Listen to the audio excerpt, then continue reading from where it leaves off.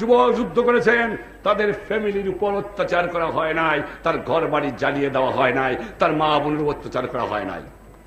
তবুও ধৈর্য আপনারা দেখিয়েছেন বা তোমরা দেখিয়েছ, তার দুনিয়া দেখে একবার দেখে যাক যে বাংলার জাতি বিনা অস্ত্রে সশস্ত্র সৈন্যবাহিনীর বিরুদ্ধে মোকাবেলা করতে পারে, অস্ত্র কেড়ে নিয়ে সংগ্রাম করতে পারে, বাংলা স্বাধীনতা বাংলা মাকে মুক্ত করতে পারে, সে জাতি দেখাতে পারে ধৈর্য কি জিনিস।